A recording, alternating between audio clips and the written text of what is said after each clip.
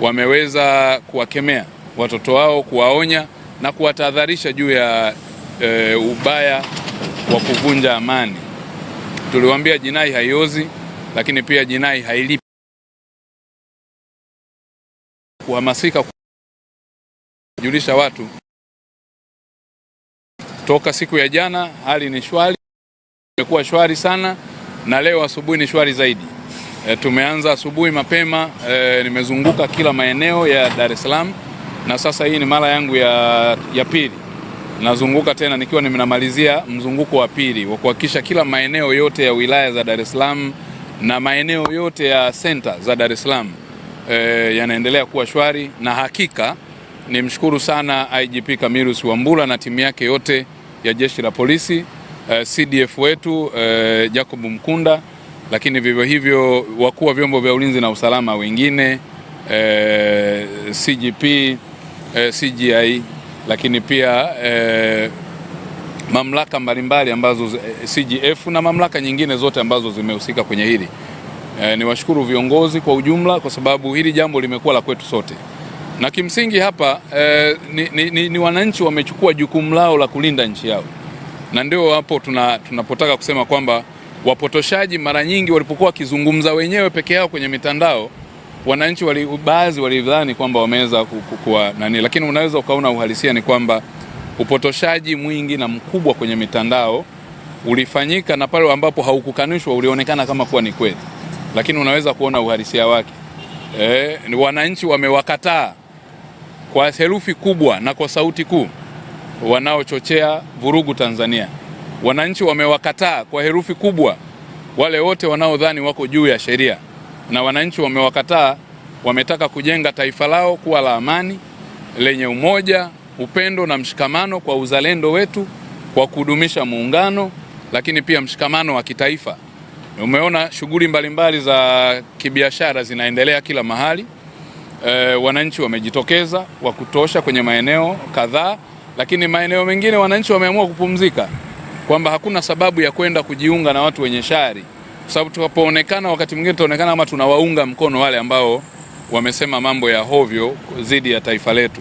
Kwa hiyo tuendelee kujitenga na uhalifu, tuendelee kuwatenga na kuwakataa kwa herufi kubwa wale wote ambao wanahamasisha Watanzania wenzetu waharibu mitaji yao, waharibu au kupata changamoto za kiafya au kwa namna yoyote ile kuhatarisha maisha yao.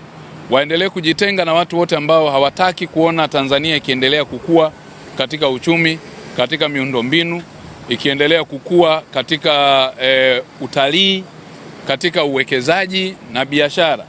Kwa sababu hapa umeweza kuona mjumuisho wa uchumi, ambapo shughuli, unapokuwa na amani tunavutia uwekezaji. Tunapovutia uwekezaji tunavutia pia mitaji mikubwa, inaongeza ajira na fursa kwa vijana wetu. Tunapokuwa na amani tunaongeza utalii, tunapata fedha za kigeni zinatusaidia kujenga na kuongeza miundombinu ya kiuchumi ambayo itasaidia kuongeza ajira na kupanua private sector. Tunapokuwa na amani na usalama tunalinda fedha zetu zinazowekezwa kwenye mabenki yetu, na mabenki yanapokuwa na fedha nyingi zisipotoroshwa nje ya nchi, tunakuwa na uwezo wa kukopesha kwa riba ndogo ili Watanzania waweze kunufaika. Panapokuwa na amani inatusaidia shughuli nyingine zote za kiuchumi ambazo zinasaidia kulijenga taifa letu kwenda kuendelea. Kwa hiyo hivi vyote nadhani kwenye maeneo mengi mmeona, lakini pia mimi nimezunguka na viongozi wanaendelea kuzunguka. Viongozi wetu wakuu wa vyombo vya ulinzi na usalama wapo. Kimsingi ni kwamba tuko timamu. Niliwaambia tuko timamu talada kuhakikisha uhalifu yoyote Tanzania tunautokomeza, na hili ni jambo litakuwa la kudumu na litaendelea hivi, lakini pia tutakuwa na masharti kwa wale ambao wote wanaoleta uchochezi. Tutachukua hatua mapema kabla hata halijafika kokote, kwa sababu hatuwezi kuendelea namna hii. Haiwezi kuwa hali hii tunaendelea kwa sababu ya wajinga wachache wawili watatu, au kikundi cha watu wapuuzi wachache ambao wanataka kuona kama wao wako juu ya sheria, wanaodhani kusema utanifanya nini. Hii tunaongozwa kwa mujibu wa sheria. Wanaodhani kusema kwamba fulani sika kusema, tunaangalia kitu cha msingi ni amani ya taifa letu. Na Mheshimiwa Rais alishasema never again, na kweli ni never again. Tutasimama kwa gharama zozote kuhakikisha Watanzania wote wanakuwa na amani na salama. Mheshimiwa Waziri, umesema umezunguka Dar es Salaam. Swali langu la kwanza, vipi hali ya mikoa mingine? Swali la pili, katazo la mikutano ya siasa ya kisiasa, kama hapata tokea chochote leo na hali ya nchi itakuwa shwari, tutegemee ni baada ya muda gani itachukuliwa tena mikutano ya kisiasa kaendelea kuruhusiwa kuendelea? Nadhani nitajibu hilo la kwanza, ambalo hilo la pili halihusiani na muktadha huu, kwa sababu hata tufanya hivi kuhakikisha kuwa kuna amani, sio kwa sababu ya siasa. Msingi ni kwamba kwenye maeneo mengine mikoani kote hali ya usalama ni shwari sana pia, na ni shwari kuliko hata hapa Dar es Salaam. Tumepata taarifa nyingi, na katika kila maeneo, kila makundi, wapo vijana walio kwenye jogging, tuna watu wetu kwenye michezo, kwenye bodaboda, kwenye kila vituo tuna watu wetu. Hali ni shwari na salama sana. Kwenye shughuli mbalimbali ambazo zinaendelea za kiuchumi nako pia wanaendelea. Kwa madereva wa malori, mabasi, vituo vya daladala, maeneo ya mikusanyiko yote kwa ujumla, kwenye masoko tuna watu ambao wanatupa taarifa kila wakati juu ya hali na maendeleo ambayo yako. Kwa hiyo kwa kweli kwa sasa hivi sijui hata nisemeje, lakini nakosa kauli. Itaendelea kuwa hivi kwa Tanzania yetu, amani na salama kama jinsi ambavyo toka tupate uhuru, itaendelea Tanzania kuwa salama. Kwa hiyo mikoa yote hali ni shwari, mpaka kwenye wilaya, kitongoji, mpaka kijiji. Kule tuna askari wetu wale wa asili, sungusungu, marafiki wa Dr. Samia Suluhu Hassan, wanafanya kazi yao. Na katika ripoti hii ya kipindi hiki, hata mifugo hakuna wizi ambao umefanyika kwa hali yoyote ile. Kwa ina maana tumekuwa na intensive security concern ambayo imeendelea kuwepo kila mahali. Wito wangu kwa wananchi, nchi yetu Tanzania ni nchi moja tu. Hakuna nchi nyingine yoyote ambayo unaweza ukapata uhuru wa kupata chochote, kiwe kutoka katika serikali, iwe katika kupata huduma, iwe popote.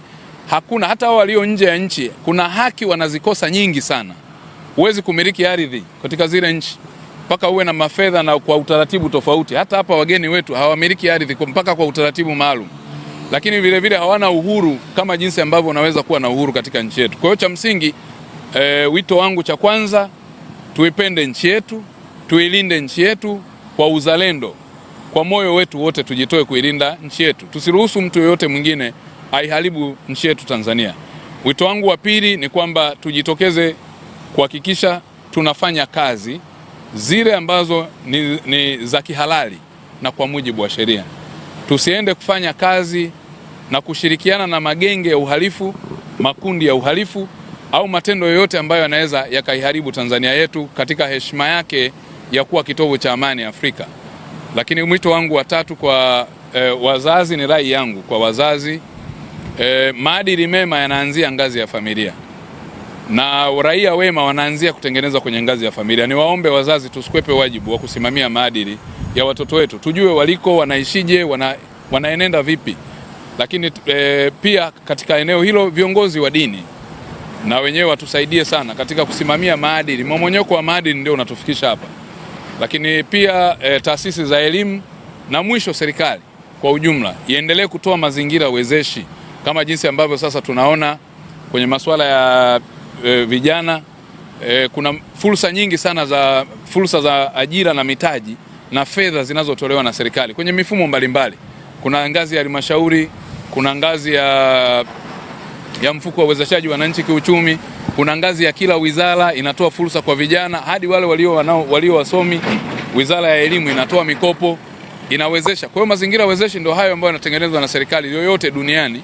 Lakini pia kwenye sekta ya madini, mnafahamu kuna Mining for Brighter Tomorrow, Building Better Tomorrow kwenye kilimo, kwenye ufugaji, kwenye mifugo, kuna fedha zinatolewa na serikali.